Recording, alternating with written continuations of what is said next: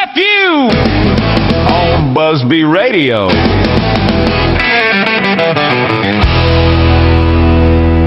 You know, the 1980s was one of the biggest decades in country music. George Strait was starting his career. Alabama had 27 number one songs in the 80s. Waylon Jennings was still in his prime. Dan Seal's career was starting out. Conway Twitty was still rolling out number ones. Eddie Rabbitt was still pretty big. And Earl Thomas Conley was just beginning also. And he is who we are featuring this weekend.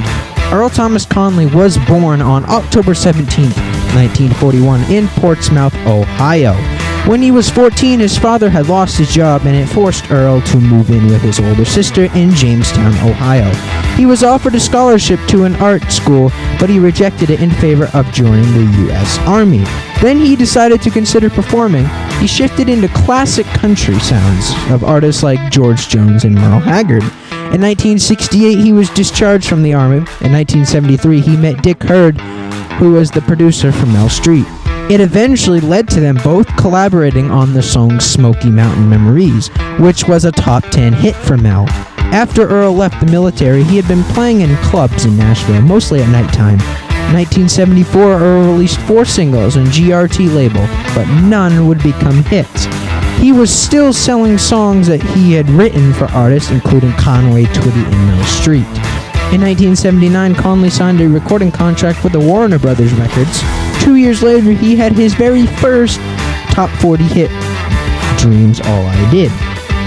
He left the label in 1979 and joined Sunbird Records. He finally had some success, real good success, with a top 10 hit and a number one single.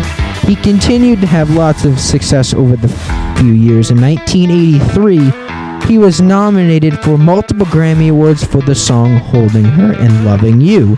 He set a record the next year as the first artist in any genre to have 4 number one singles from the same album. I do know the Judds have 4 number one albums in one of their albums. I'm not really sure. Actually, 4 number ones, I'm sorry. 4 number ones in one of their albums. I don't really know which one it was. Don't Make It Easy For Me was the album that produced the 4 number ones. It was released in May of 1983. In 1986, he collaborated with pop/R&B singer Anita Pointer of the Grammy Award-winning Pointer Sisters. Their single Too Many Times, the title track to his 1986 album, which reached number 2 on the charts. With the song, Conley only became the only country artist to appear on synthetic music program Soul Train. By the end of the 1980s, Conley began collaborating with Randy Scruggs, son of banjo player Earl Scruggs, in hope that he could bring his music back to what it was before. His record sales began to drop in the 1990s as country took a more progressive turn, and Conley was dropped from his record label in 1992.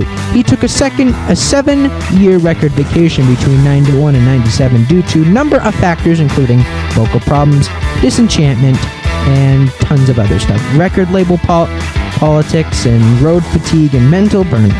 He began recording again in 1998, but Conley died on April 10, 2019. And he also had 42 charting singles from 1975 to 2000s. He achieved 18 number ones in the 1980s and was third most by any artist in any genre during that decade from Alabama and Lonnie Millsap. Something struck me a couple weeks ago was he never had a number one album, and which is kind of interesting. He had a ton of number one songs, but not a number one album. We are going to feature 12 of his tunes all throughout the show, and I am literally jumping up and down in my chair right now because I am so excited to play this. Let's get started.